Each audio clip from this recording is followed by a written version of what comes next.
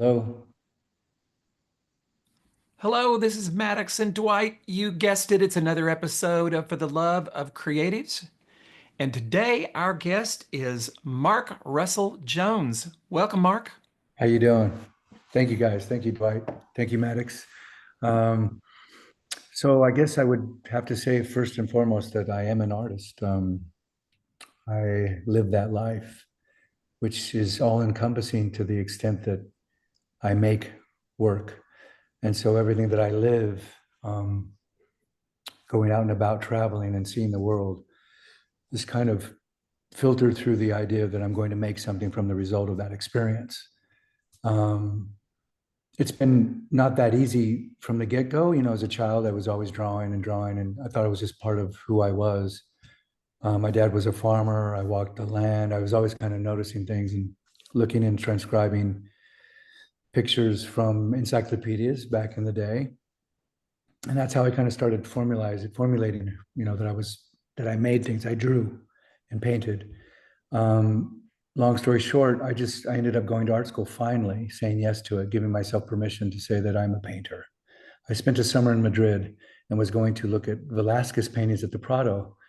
And I just finally realized, I said, in my heart of hearts, I just said, I'm a painter and I don't think I can really deny that anymore. So I went back to art school and finished a degree in painting.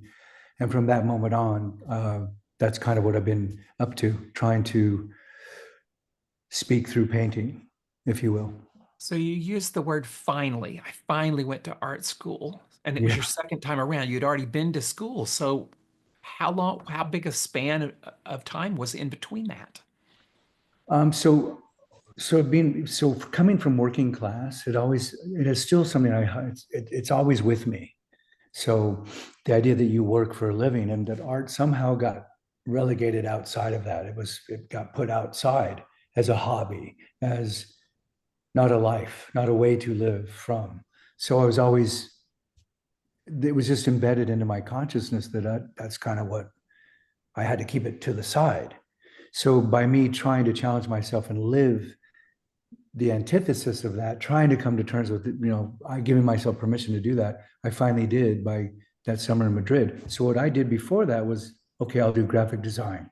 Okay, I'll do something creative, which I love. And actually those things that I actually entered into, with the design elements and composition. And so all the things I kind of laid the groundwork for have made me a far better artist, skill wise. So in that regard, it wasn't ever wasted. It was just about me saying, taking that toolbox that I have grown and added to as I went through life, and said yes. So I got married and had a child who was 2 months old, and I went to art school. So when I became a father, I decided that if I'm going to teach my child to live their dreams, I better be pursuing my own. I think there's certain milestones in our lives that do exactly that. It can be a birth, it can be a death.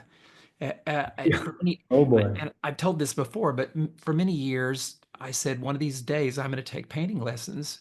And when my father died, I said, Today is that day. I had that slap of mortality in the face, realizing I wasn't going to live forever.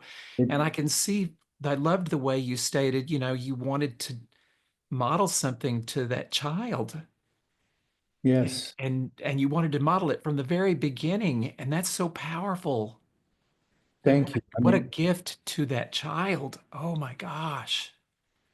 well, to grow up with 100% of not knowing anything other than it's okay to be is pretty powerful, because there's a lot of baggage that's left at the baggage claim. You don't have to go claim it. You're free. And so, I mean, but that's a really hard thing to do, because I'm the first one to say that I go like this, I have security, stability. There's all these issues with it. And when you break it down to essence, and I've said this before, where the courageous act of being a creative, making, is so bold.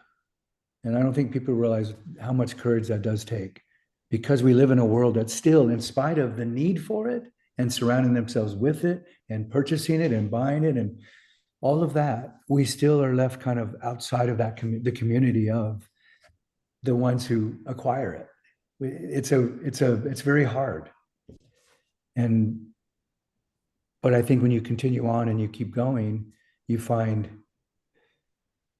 that you can have it all in the sense of being who you truly were meant to be, regardless of the outcome. I love that. I love that.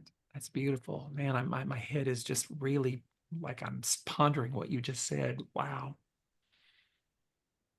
It's, it, I mean, I think, and I was talking to another artist, Eric, who you guys had, Eric, Eric Bryce. yeah, Eric Right. Rice, and I was talking to him about it. I mean, he alluded to it in the artist talk that we had at the opening, and it's a big kind of a, um, how can I say? Well, so authenticity, correct? So being authentic, genuine, having integrity. So when one begins the plight of making and deciding that they're going to pursue this, I think the greatest challenge really is the courage to do it in the first place. Yes. But then after that, to stay the course, which means, can you stay the course where the compromise of who you are, you refuse to not make that compromise. Meaning, I know that this will get me this, and I know if I do this, I'll get that. And if I da da da da da da da, check, check, check, right? And there's maps, you can follow them to fame, fortune, getting recognized. There's things that you can do. And what I've really tried to do, and I've adhered to it till this day, and it's a much more difficult road, is to make work that comes to me, through me, and through my own thoughts and processes and living and doing. And I don't go outside of that, except in the pursuit of knowing art history well enough to honor it and be in the lineage of it and following that, but never to try to pluck myself out of obscurity into something that I'm not in order to be recognized. So I don't believe in that. Well, you may be saying something that we heard from another artist that we just recently had a conversation with. She made the comment that she only makes art that she wants to make. Only, Right. period. Like she doesn't do the, gee, is this going to sell? Do I need to make something that's going to sell? Do I need to make something that Exactly. I know is commercial? She said, I make art that I am drawn to make, period, with no regard what to whether it's going to sell or not. And, Exactly. I said, and does it sell? And she said, yes. And I said, God, every artist needs to hear that. Right. So there's a trade-off by staying that course of being authentic in your work. And it may take a long time. I mean, one of my favorite artists right now is 91 years old, Frank Bowling. He's an African American gentleman, just beautiful work. He's been at it for a long time, and he has a solo show in Paris. And his acclaim has been ongoing for 20 plus years, but he didn't. It's something that's unfolding as he lives his life, and it's happening to him, and the recognition's coming from, but it is coming from a place of his own authenticity. So that's what we're after. The recognition comes from a place that is genuine, that you didn't falsify yourself to claim it. I think that is so powerful because I think we miss the mark when we make what we think will sell, something that's commercial or mainstream. We've sold our souls to the devil in that moment. And That's I'm that's a not good particularly one. somebody that actually I'm using that just in tongue in cheek because I'm not somebody that necessarily really buys into the concept of devil, but I do think that we somehow In sell our soul. entertainment, all of the arts for that matter, there is a level of, in order to, because it's so difficult. I mean, that's the challenge we face, right? Making something and then can you live from that? And I think the approach has to be that maybe it's not about living from it, that living from it ends up being the consequence of having the courage to do it.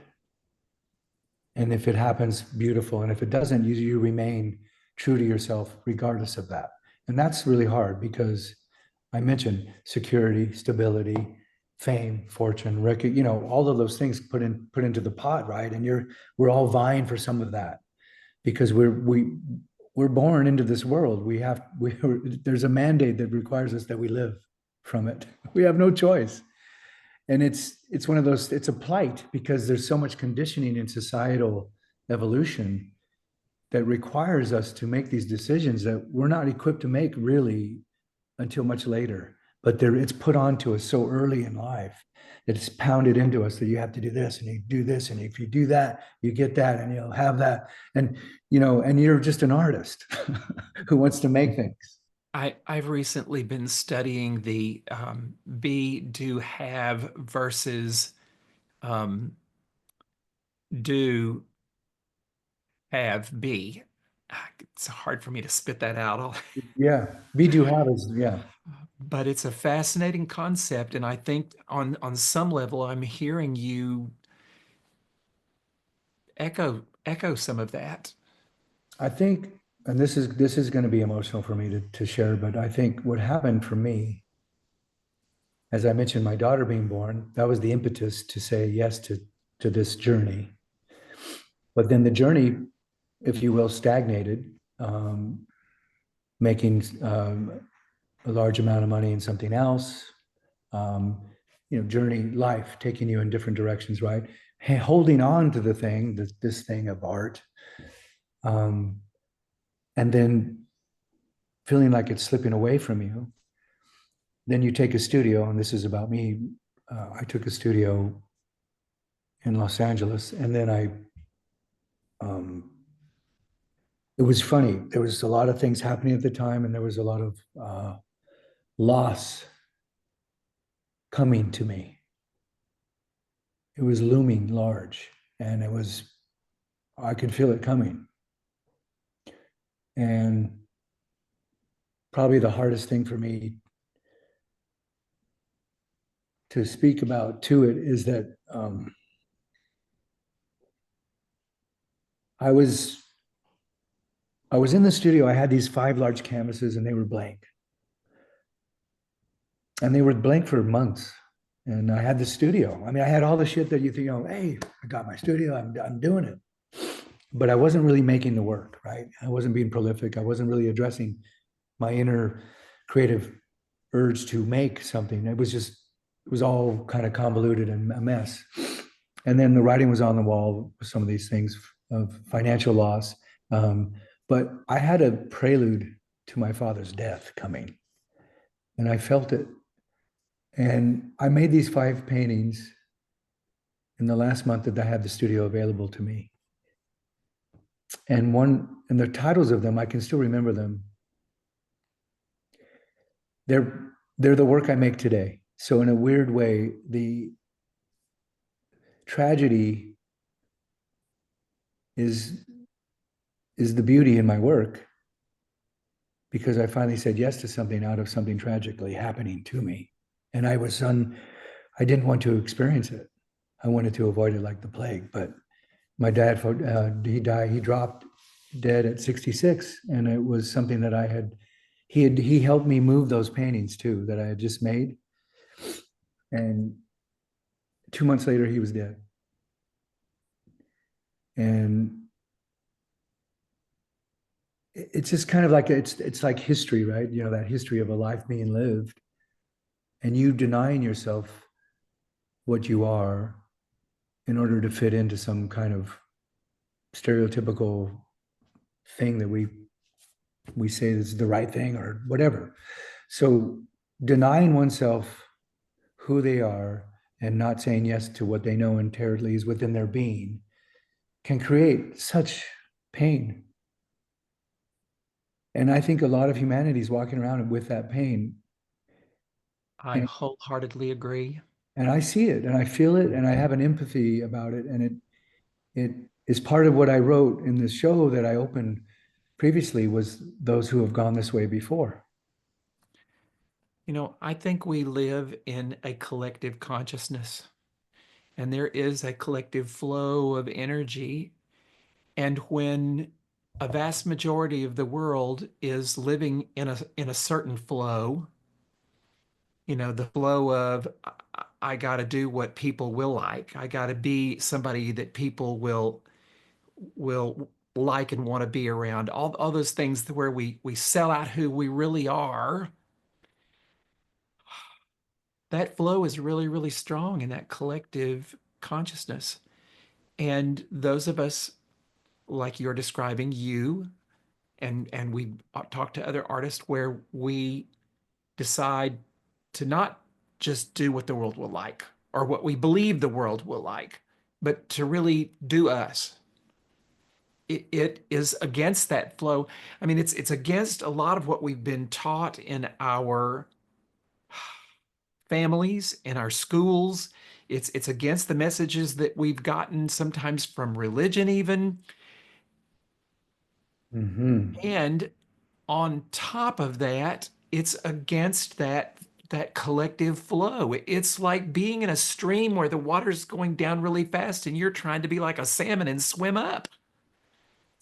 It's It's really hard to maintain a certain level of energy when you're swimming against the current all the time.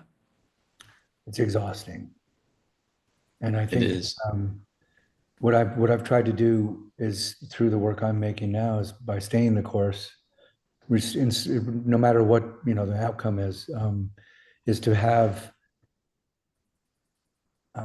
the opportunity to realize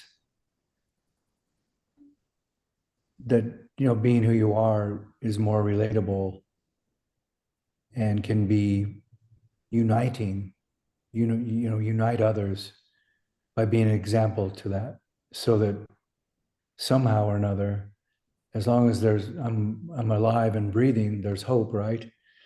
And with that hope, that you're still confirming that on a daily basis with how you live. And by being a maker, hopefully that the markings that you've made throughout your lifetime will speak to that. Yeah. Well, thank you for being a beacon for those who aren't so bold as to abandon the comfort of conforming. Thank you, Dwight. It's really, it's one of those things where I'd never pictured, I didn't figure this out. It's through living. But the discoveries that I've made have kind of led to this point, which inherently was within me from the beginning. But oftentimes, I actually think this is interesting that we come equipped with the knowledge and the gifts, and then we're Yes, born. children have it all, don't they? Yes. And so Herman Hesse alluded to the concept that we're born into that bliss, and it's deconstructed from the moment we breathe because we're forced into, here you go, here's mom and dad, here's this, here's that, this is society, this is school, and I drop you, and you're just constantly just like, and the essence of who you are is being rooted out. And so to hang on to what that is, and whatever that means, and or even if you come around to it eventually, that's still, I mean, that's the hope, right? That everyone, I think the journey of all this life that we live is about trying to find that. And if you get a chance to discover it and let alone live that, then that's what we need, because then we all start to become authentic versions of ourselves, which really probably translates into being the best version of yourself, because then there's a fulfillment that is speaking to your soul as opposed to outside expectations of what you should be in order to be validated. And aren't you just describing what it's about, reconnecting with who you were to begin with? That's it. I really believe that. I think I really believe that as well. you delivered fully in the nurturing that's required to bring you in to who you are, your growth, your physical growth, your mental growth, all that. But there are strings attached to the heart and mind that are there dialing you in from the beginning, and they're tugging at you, and that's that tug that you know. And the intuitive voice, the sixth sense, is that. And it's saying, what are you doing? Why are you not doing, and it can go on, I've literally have taught adults, their 60s, and who are finally saying yes to the thing that they wanted to do from the beginning. And that's speaking kind of concluding, not concluding, but kind of bringing to fruition what we've just kind of discussed on this: how to be a maker, be genuine about it, live that life, stay the course, and then hopefully help others come to that realization too, that they collectively, like you mentioned, through community, are doing the same thing. So that if we have more of those people doing those very same things together and individually, you start to have flow, which you mentioned as well. I have to believe there's some purpose in all that. We come into the world having everything, then it's beaten out of us in very Deconstructed. different ways. And we spend our life, if we're lucky, finding our way back to it. That's it. And there's got to be, because it happens to the vast majority, the masses, there's got to be some purpose in that we just haven't yet tuned into. It's like a rite of passage, perhaps. Is it that we wouldn't appreciate it if we had it all along? Is it that when we lose it and we have to search so hard to re-establish that in ourselves, that then we have an appreciation for it that we just couldn't have possibly had if it had been there throughout the duration? Well, then that really is going to speak next to what we could discuss too within that context, has to address suffering. And so suffering is the loom out of which character is made. It is. So coming equipped and then having it deconstructed, destroyed, I think is the process of what we have to go through, what you just mentioned, in order to know that the spectrum of life is full, and all of it, if you're having a life that's worth living, is to be experienced. And that means good and bad. So, and that spectrum can be really horrific. This is going to speak to what recently just happened. And it's kind of devastating because I haven't really talked about it. I almost spoke about it in the previous art talk at the art opening. It touched. So when I was in Maine, I was making this work for an upcoming show. And so we got a phone call, and my oldest daughter, Remington,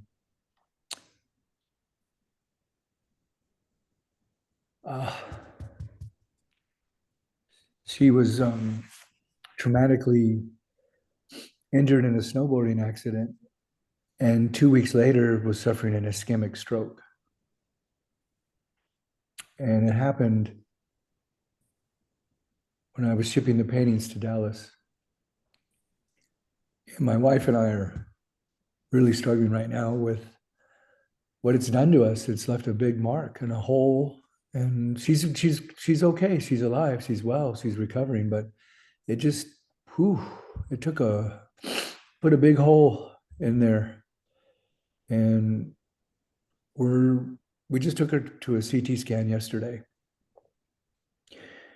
And I think she had a dissection of an artery in her neck that led to this. So it was not from health related reasons, but it just, the phone call you don't want to get, the news you don't want to hear. I mean, and life is full of this for every single person on the planet. And it's daily, the suffering that humanity goes through. And until like my dad, grief, we all experience things, but we collectively see it, and we become a bit numb to it, and we don't have empathy for the others that are going through this. And I, unfortunately, because I keep having these experiences that are individual and with my intimate family, have connected me further and further out to others to say, my God, oh, I mean, I thought I did, but I didn't. And now it's really made me want to make sure that to have that awareness that this is this is an experience that we're all having, and we all are acquainted with grief and sorrow and pain, but we're also acquainted with joy, happiness. And if we can somehow integrate those into the web of the life that we lead, it can be profound.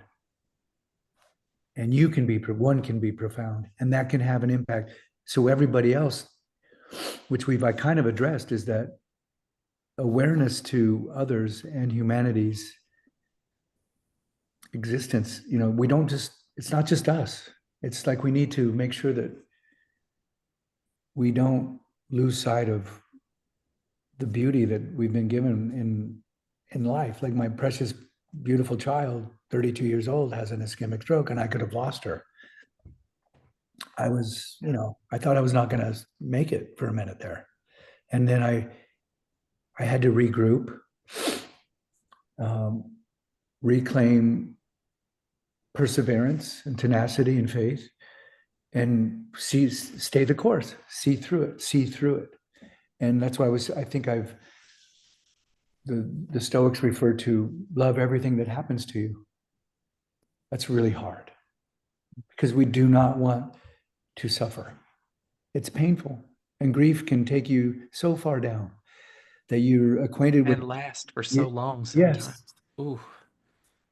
Billy Bob Thornton mentions it, and I think it's a really great way to describe what he lost his brother, and he's been devastated ever since. It was tragic for him.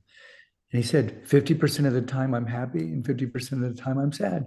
And he said, by choice, I choose that because I don't want to lose or forget my brother. So instead of saying, resisting what it is, embrace what it is, and put it fully into your being and absorb it. Don't try to deflect it. So when you take it on and take it in, take the pain. Yes. Then you have an opportunity to become extraordinary, because the power that will come out of you as a result of being able to take that on results in this a peace that is not of this world. You're describing alchemy. I've believed for many years now that if you look hard enough in any situation, any experience, if you look for it, you will find a silver lining, and oftentimes many silver linings. And you ever so beautifully demonstrated that with your story about your daughter's accident. It was devastating, and you're still struggling with it, and yet you've already found the silver lining, at least one of them. You mentioned how it had deepened your empathy for those around you that you might not have previously had so much empathy. And my God, does our world need empathy right now? And I know we've gotten kind of esoteric here, but every ounce of what you're describing plays a gigantic role in our creative expression. If it Absolutely. doesn't, then something's missing in your art or in your creation if you're doing something that's different than art. Exactly. And I think it's a great way to come full circle with what we've just kind of had in our conversation, which is it's life. I mean, so when I speak of art, I speak of life. They kind of are intertwined for me. Um, but and that but that doesn't because that's my journey. I'm a maker. I make art. I paint. Um, but that it means but I have a relatability to all, in the sense Yes. that I can join in that conversation because of music, because of art, because of dance, because of theater, because of acting, because of the doctor. There's art. Life is art. But if we could, the nuance of that, if we could that empathy that would go along so much, it would take us so much further into solving what's wrong in that we're the lifetime that we were given, whatever that is, that maybe we need to become more aware, because empathy can't be there if you're not aware. And I think there's a certain kind of like, shutting off so I don't have to feel that. And where Yes. we spoke about vulnerability, when we speak about allowing oneself to become vulnerable is so hard, because the the persona that is perceived by others can be destroyed, but by allowing that to happen because of the vulnerability, you become an open book, and thereby give permission to others as well, by Yes. example. By example, permission. I agree completely. Mark, I just want to say we have a lot of conversations on this podcast. Thank- You're, we have 3 scheduled this week. We have a lot of conversations. And while I would say most everyone we've conversed with has been a very authentic human being, Beautiful. I gotta say, from where I'm sitting right now, and this is moving to me to say this, you have taken it to another. I just want I to, just really appreciate the realness that you're showing up with. I'm deeply moved. yeah, I have to call out how it is that Sorry. what what you're describing is a depth of experience that if we live long enough, we get to have. And I know that you talked about the significant milestones. I mean, you got to experience, I can only imagine, an intense joy when you got to greet your daughter in this world. And you had the shadow of your father's passing that weighed on you so heavily. And once again, you're having this other experience with your daughter. And I appreciate what it is to feel that fullness of the experience, to have that depth. Anyone who has experienced a real loss can get a glimpse of the infinite and feel what it is to have that fuller experience that most are kept from really having. That's beautiful, Dwight, because that's kind of what I'm getting at. That it's not about me. Yeah. And though uh, we're individuals, we have autonomy. I think that the collective body, if we all, and it starts here, right? The individual self, the soul, your intimate, your wife, your partner, your spouse, what who you love, your children, whatever, friends, Mhm. and then it extends itself out, and it gets bigger and bigger and bigger, right? I think that Yeah. it takes a village, right? Right. We don't embody what that really means. We still segregate, we still separate, we still isolate, and so we're always pushing things away that we don't want to experience, or we find, well, or status quo doesn't meet the criteria, whatever that is. And all we're doing is extending the pain and suffering of humanity further. Yes. So Yes.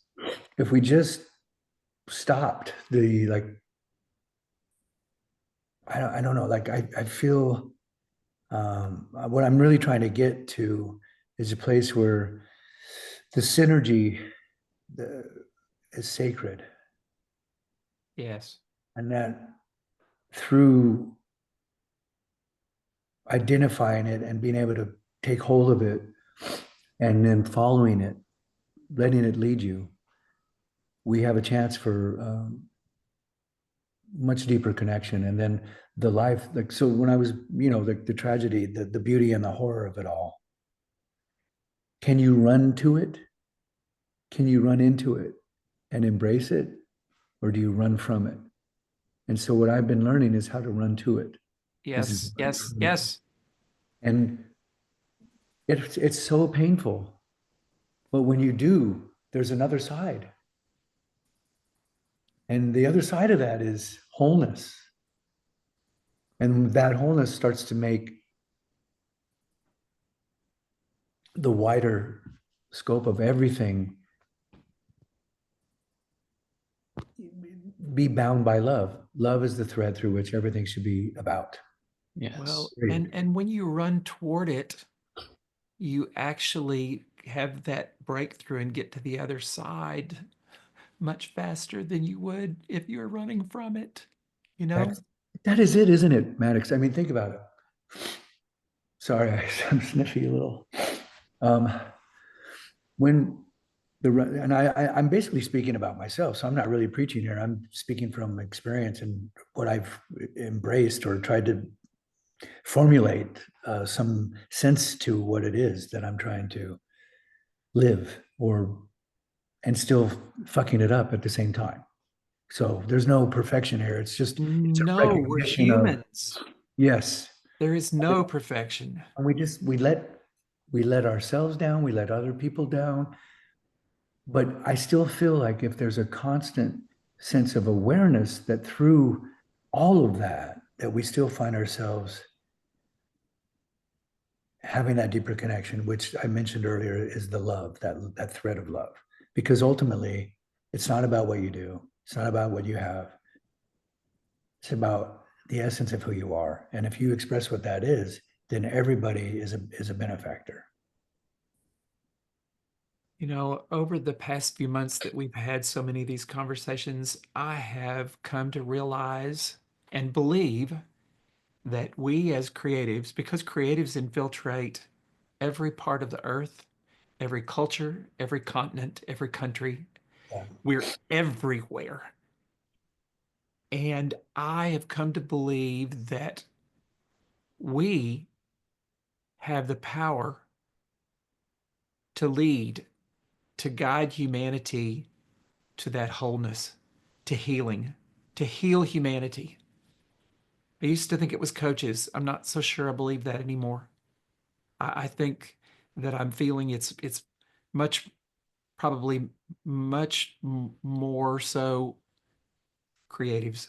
It's funny because speaking with you, Maddox and Dwight, that in our we've known each other for a short period of time, but a lot of depth has been covered and discovered at the same time. Like it's kind of a, it happened, and I believe in things unfolding for a reason, and there is fate played and encounters had because of that. So that being said,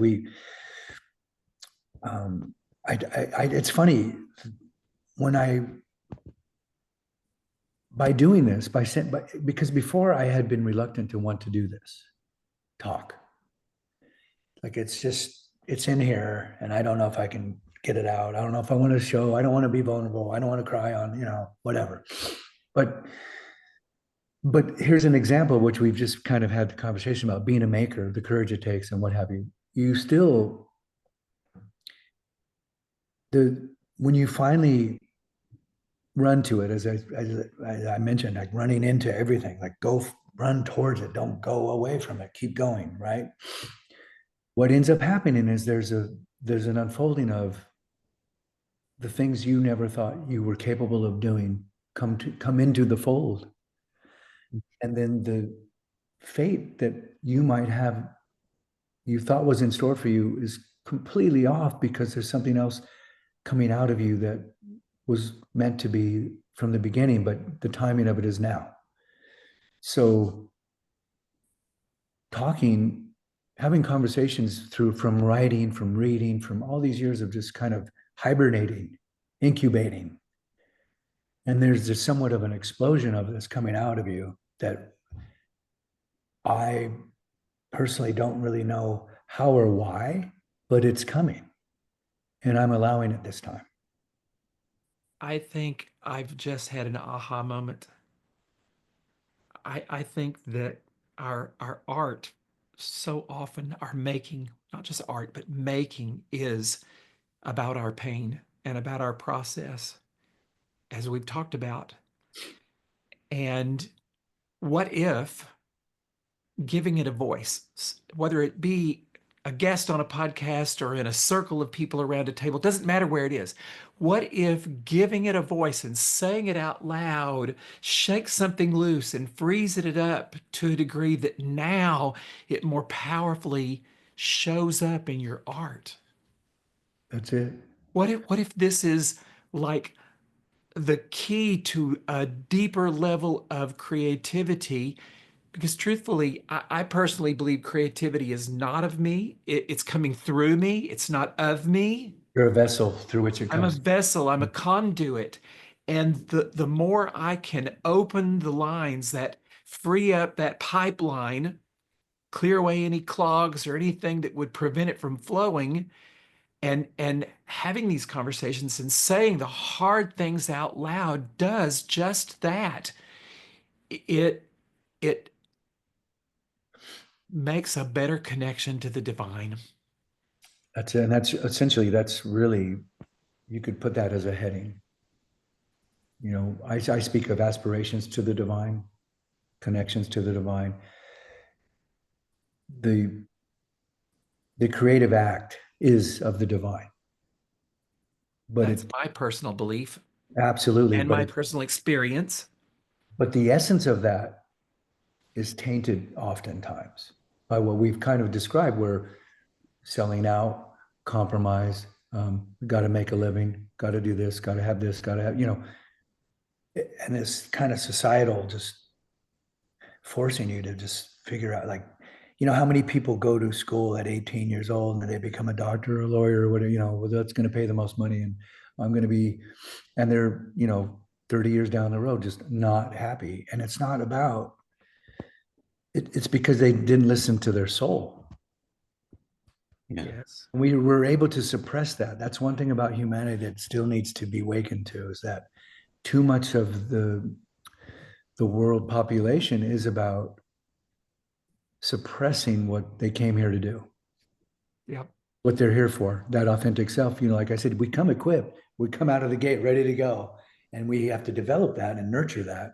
And our job is to realize our potential through the work that we put into developing those gifts. But they're here. You know, you listed several things there, and what came up for me was yes, and there's at least one more, and that is when we try to force our creativity. That's another thing. Yeah, you can't do that either. You cannot, you know, it's trying to force electricity through the electric outlet or force water through the tap in your kitchen sink. It does Yeah. not work that way, you know. Yeah. It's just as inauthentic. Well, and you know, for me, because I'm so clear that it comes from source and that it's not coming from me, I don't ever experience creative block, but I don't try to force it either. I think but that's part of being enlightened a bit there, Maddox, because when that comes, when you're able to do that, the vessel through which it comes out of, right? It's you, and you're responding to it instead of forcing it. So when you respond to what is, the vessel is allowed to express it with effortless uh, ability. Like it just comes out of you. But when Well, you're fighting that and trying to create it out of a place of non-genuine, non-authentic, or, you know, come on, I got to do this. It becomes other and it's contrived, and it will speak it'll speak in the wrong manner. It won't come across. I agree completely. I mean, I'm what hit inundated me with, just this minute is spirit is like a cat. You know, everything is on a cat's own terms. You don't get to pet them when you want to pet them. You get to pet them when they want you to pet them. And creativity and spirit work kind of the same way. you know, it's true because I think that's funny. You know, animals, that's beautiful to think about. Like the cats are a very good example because of the way in which they behave. And it is all on their own time, how they operate. And so be, do, have, correct, right? Be, do, have. So when it's funny that we finally decided that God, can making art And then having these kinds of conversations do what we've discovered through the conversation, which is connect and put people more in line with trying to aspire to the divine. Because in that pursuit, I think we all find ourselves connecting to that thread of love more, which I, like I said, I still think that's the number one thing out of all things, because if there is that, there can be, it diminishes hate. It cancels out so many of the negative in life that it even makes the negative parts of life that are difficult to bear more beautiful. And that's love. So running towards the things that we want to avoid. So I even think about anxiety and stress and nerves and all this kind of angst is coming from the place of running away from things as opposed to running toward them. And I think if we can embody the ability to say yes to running towards it all, like, jump in the cold water when you're afraid to, or, whatever it is, moving through, the outcomes are extraordinary. Extraordinary. And that's where you become other.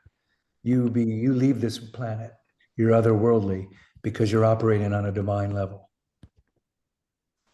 I just want to say, I think that your wife and your daughter are very fortunate to have such a heart-centered man in their life. Thank you. Thank you. What a beautiful presence that you bring to the conversation. And I think we can kind of round up. We'll talk about a little bit of work, if we feel kind of related to what we've just kind of had this conversation about. Stories, right? The narrative. I think when we so think of the work I'm making like a landscape as a portrait, reclamation. There's deep sensuality, humanness, and emotion. And that comes from embracing what it is. Like I said, I think we kind of found something today, to me, or at least I have, through it, from talking with you guys about. And I just, it's that running towards something instead of running away from it. I really do. And then love being the thing that drives you. Because when you really have that, so then we hold on to stories, there's memories. So all the things that we experience in our lives, hopefully what I'm doing in the work that I make is giving you an experience, creating a memory, and making an imprint that is sacred, that allows you to take that imprint and go out and have that with you and carry it on in your life as well. So that's connectedness, that's human connection. And that's how these things live on. There's an eternal component to the work. Oh my God, yes. That is timelessness. So that linear time that we all operate, boom, boom, boom, boom, boom. Sometimes if you're lucky in this life that we live in that linear construct of time, biology, age, we get to experience everything all at once. We are everything all at once, all the time. So everything that you have ever lived is in front of you. It's with you. But instead of compartmentalizing it, it comes in and you're with it. You hold it, you have it. And that's pretty powerful, because then you are taking everything that instead of trying to bury something or push something to the side or defer, or because post-traumatic stress syndrome, I never knew what that was, because I always thought it was something that experienced something so horrific. It can be so subtle. Yeah. It can be so subtle that. And way more people experience than we're. There's so many people, yes, Mm-hmm. that are going through something that hurt them and caused trauma in their lives that they had to defer. And it goes into their body, into their emotional makeup, their psyche. And they live their life through that prism. So until it's unleashed or let go of, they don't get to embody that all at once sensation, because they have to compartmentalize what it is in order Yeah. to function. It's a kind of a management thing. It's a mechanism, a safety mechanism, if you will. Yes.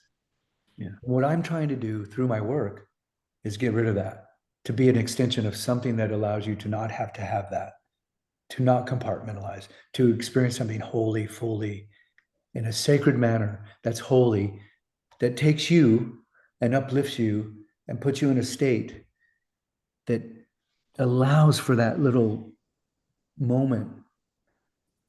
I call it episodic reverie. Yeah. So cultivating presence in the episodic reverie, the moment is sacred, it's holy. And if we can get to the present state of the present moment, the present moment, the present moment, well, we don't have to bury the past either. So the past, future, and present, we experience it all in the present moment, wholly, fully, embracingly, like we welcome it instead of, well, let's put that over there, and I'm going to put that over there, and I got this, and before you know it, the shelves are full, Yes. and you're like, fuck, I've got nowhere to put anything anymore, and I need to be emptied out. I've been a very deeply feeling man my whole life, and I have never quite grasped why people are so afraid of their feelings. I mean, I can they'll tell me, so I can understand it intellectually, but on that internal level, being such a deep feeling person, and I'm blessed because when I was a little boy, my dad had a conversation with me where he normalized it. He made it okay for me to feel my feelings, and he made it okay for me to express my emotions. That's profound. But And that's, so I've been able to do that my whole life. And it's always been strange to me why I bump into so few people on the street like me. It's always kind of made me feel on the outside looking in. and interestingly enough, that's you have that experience and you're outside looking in, and the people that have not had that experience are outside looking in, and that is because of what their experience is, so that's that deferment, and you're going, why? I don't understand. And see, that's where we want to find that thread that connects everything back to what it was originally meant to be, which was love. Creation is love. Yes. I mean, think about it. There's not really the act itself, even if it's coming from a place that's angry, there is an inherently deep level of a sensation of love that is the impetus to create it. For Dwight and I, our creativity shows up in creating experiences for people. Yeah. It shows up in having these conversations and creating this platform for this podcast and for makers and creators to come in here. It shows up in our desire to create real community, not the facsimile bullshit that we see every day where people call it community and it's really just a group. But we really had this vision for I real know. I live hate the group thing. I'm community. sorry. And it's just what'd you say? The group thing, I get, yeah, we label everything and then it becomes contrary. Yeah. Yes, yes. But this is all, yes, every ounce of it is filled with love. Every email that I write is filled with love and my desire to have a positive impact, to make a difference. And That's it's such a part of us that we couldn't, it's our identity. I couldn't separate from myself from this. that's right. I mean, that's why I think having something like this as a forum without being labeled, pigeonholed or contrived in any way, that the openness for it and then the opportunity to bring as many people to that platform as possible will do what we're having a discussion about today, which is, you know, bring everything you have to the table, but bring it with love, vulnerability, and the willingness to take a risk. Because risks, really, are they risk or are they just being authentic? Mm. At the end of the day, if you really call, you know, the risk is to let go of fear, take the leap, right? The net will appear. But like I say, I call making a painting a courageous act. But ultimately, those things become those kinds of acts because of the way society it has evolved, the evolution of society, where why would, you know, the cave painters in Lascaux made marks on a cave wall? Was that a risk, or were they making a narrative about something? They had something impulsively inherently in their being, soulfully, to mark something down. You know, but as we've evolved, we've made certain things risks because that's outside of the box. Fuck that. Thank you. That's the problem. Yes. We are outside of the box. There was never a box to begin with, but they fucking put us there. They want everyone in one. Yeah. It allows them to control that. Yeah. When you're I outside of that, you are free. And when you're free, there's nothing that can take away what that is anymore. So then if you create from that viewpoint or from that feeling or the essence of free, there's only love there. So then the box goes away. But people really want to put you back in there. Yes. But wait, you know, it's Yes, the we famous little, gotta have that filing cabinet. It's Mark just, coloring outside the colors. Well, yeah, because I don't really see, you know, I'm just responding to who I am. yeah, outside of the lines is where all the magic happens. That's right. There would be no magic. I mean, alchemy, like I love that word. The alchemy we all seek is there. Absolutely. It's breathing, it's alive, it's right within your grasp at all times. And all, like I said, we just need to move toward it. I think my takeaway after today, and I don't usually have takeaways at the end of episodes, but today I absolutely do because this has been really big for me. Thank My you. Yeah, takeaway that's great. is just when, when our art is almost always, it encapsulates our pain, our trauma. And when we can give our pain and our trauma a voice and say it out loud, we are opening up something to then pour it more wholeheartedly into our creations. I believe that 100%. I think that's really wonderful. Well put, Maddox. I, I mean, like I said, I think that richness and beauty, the solitude that we're, if we can just find ways to, like you said, that vulnerability, but at the same time, be authentic in the unfolding of your own intuitive responses to things. I think that's what being creative is. And if you can, the more you practice what that is, which is a response, it's not a, it's not a checklist. No, It's pure alchemy. But once you are in tune with that, the the paintings paint themselves, the writing writes itself, you know, everything starts to unfold the way it's supposed to through you because you've allowed the channel to be open.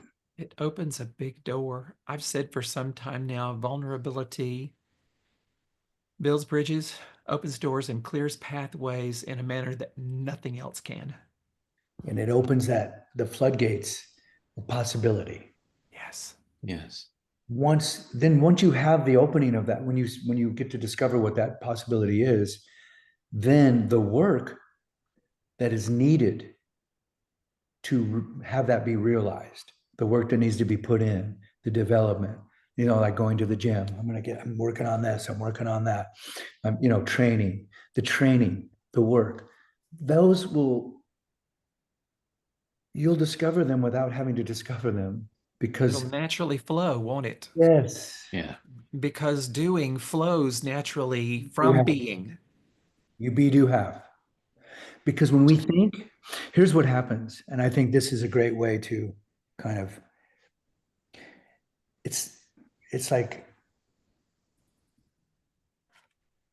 the memories that we have that we're creating on a daily basis, memory, experiences. So I think if we could just, if we could dismantle hierarchy, that's one thing that is still left that needs to be dealt with, in my opinion. I think that the hierarchies decide things for others that the others should be deciding. And I think sometimes that inhibits someone that is on the crossroads of becoming extraordinary or not, because they can't just, because thinking, so when you be, do, have, thinking is an essential thing to do, right? You have to. You can analyze something, but there comes a point in time where the thinking has to be left to the side, and you have to do. And if you don't do, you don't get a result. You can think all day long. Your brain will think you did something, and there will be nothing that has been accomplished. No Because product to demonstrate that. yes, Yeah, you'll just be I can look at that fucking exhausted. blank canvas all day for weeks and months and even years, and nothing. And I go, but I fucking painted that. I got this painting here, and I can't wait to execute it. Boy, all the ducks are in a row. Look, I got this sketch. I got this. I got that. I got this. I got my, all the things that you need. You got to dip the brush in the paint, don't you? You don't need anything. You need you. You need to be the vessel. So the one thing I know for sure, then this is what we get kind of caught up into. Da Vinci said it.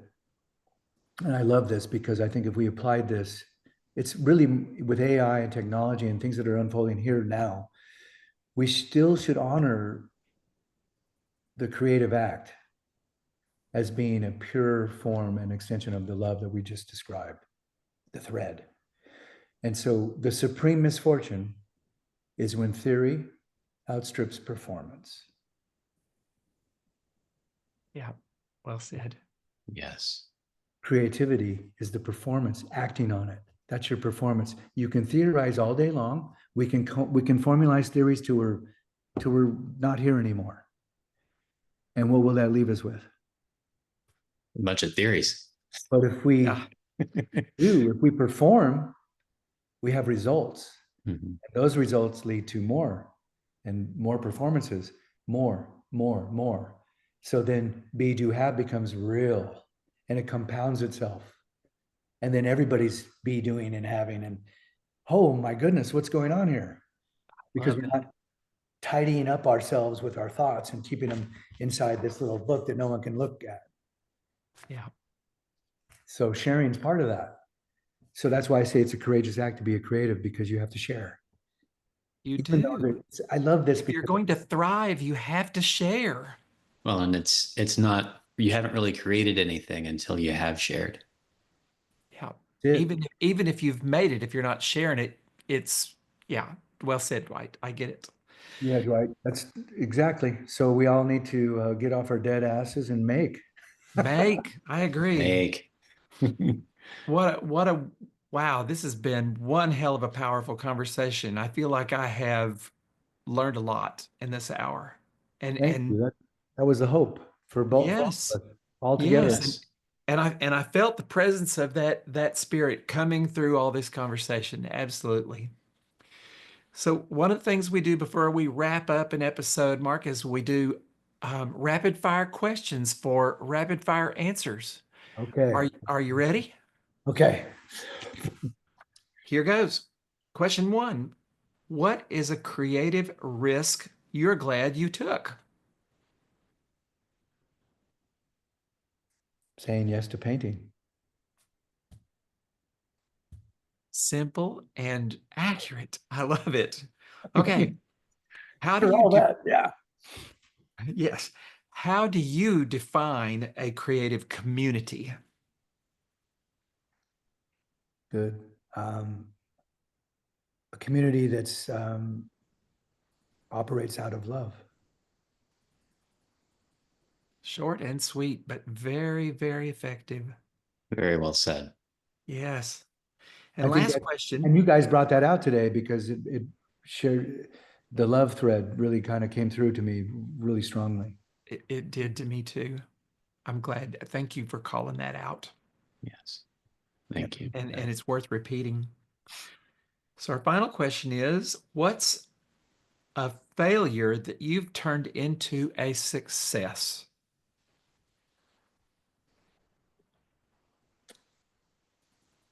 Grief. I've, I've, I felt like I failed miserably at processing what that meant to me. And I had a very bad run of it, but I reawakened and overcame it. And that's what I came up with, running towards it as opposed to running away from it. Wow. Yes, I would say that's a success, Mark. But it's, it resonates deeply. And it's, like I said, I love that Billy, but 50% and 50%, it's just with me now.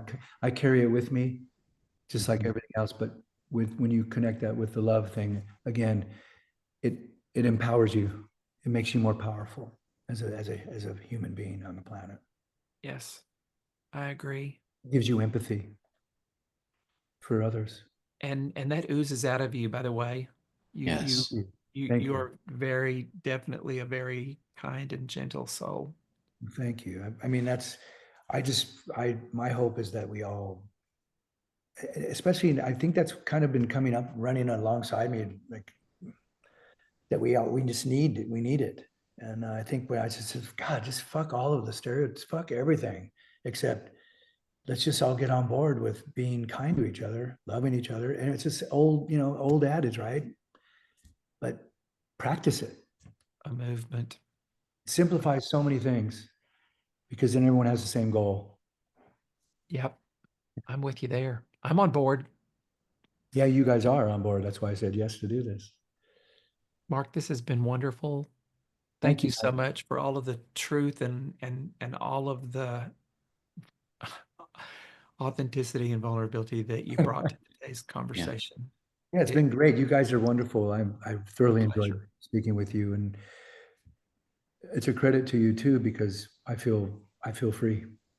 So it was a pleasure. Thank you so Thank much. you. Dwight, thank you, Maddox. Honor.